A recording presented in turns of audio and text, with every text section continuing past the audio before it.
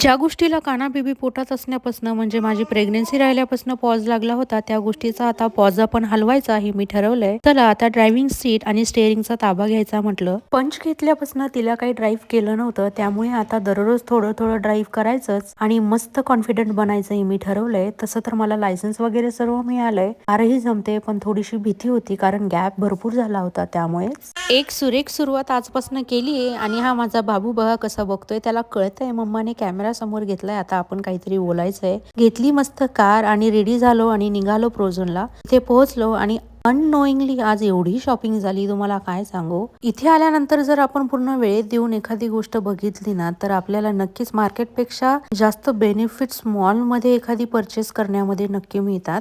Mac V ब्रँडचे goggles होते इथे, एकदम मस्त होते, पण थोडीशी रेंज हाय वाटली क्वालिटी नुसार, त्यामुळे काही गेलो नाही. पण छान वाटले गॉगल्स वगैरे, एक वेगळा लुक देत होते ते. त्यानंतर इथे यांना लॅपटॉप बॅग बघायची होती, त्यामुळे आम्ही सर्च करत होतो आणि खरं तर मला ट्रायपॉड ही बघायचा होता, त्यामुळे आम्ही विचारायला गेलेलो. तिथे ट्रायपॉड काय नव्हता, पण मिस्टर DIY मध्ये इतका भारी ट्रायपॉड मिळाला, एकदम मस्त, आणि त्याची किंमत डिस्काउंट ऑफर चालू होती, एकदम अर्ध्याला अर्ध्या किमतीमध्ये मिळाला. तो एक खूप मोठा बेनिफिट झाला. इथे यांना थोडेसे शूज वगैरे बघायचे होते, मग ते बघितले. तोपर्यंत काना थोडा रडायला लागला. त्याला खाण्याचं मी अगोदरच घेऊन गेले होते सोबत, मग हे मला बाहेर येऊन शूज दाखवत. जो शूज मला आवडला तो परचेस केला आणि आता निघालो. चला म्हटलं आता सगळ्या गोष्टी झाल्यात, आता पेट पूजा पण व्हायला पाहिजे. आता ह्या गोष्टी कसं लेकरांसाठी थोड्याशा नवीन असतात, त्यामुळे प्रत्येक वेळेला त्यांचं एक्सप्लोरेशन काहीतरी असं चालू असतं. हॅमलेसचे टॉयज बघितले आणि एक दोन घेतले, एकदम छान मिळाले. आणि हॅमलेस पेक्षाही मिस्टर DIY मध्ये अजून छान होते, तर तिथूनही घेतले. तर अशीच ही शॉपिंग झाली आमची अननोईंगली भरपूर.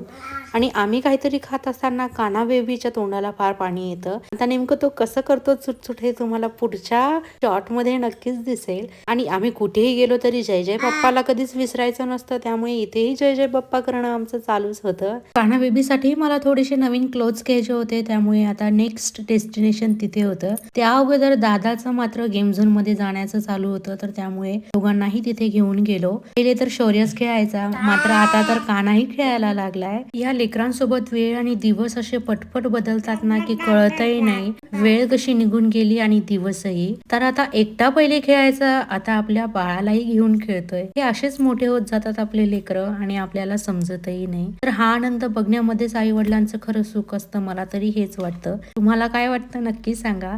लेकरही खेळले आणि आम्हीही खेळलो. शौर्य सोबत पहिले डॅडी खेळले आणि त्यानंतर मग माझा टर्न होता. एकदम मजा येते इथं आल्यानंतर.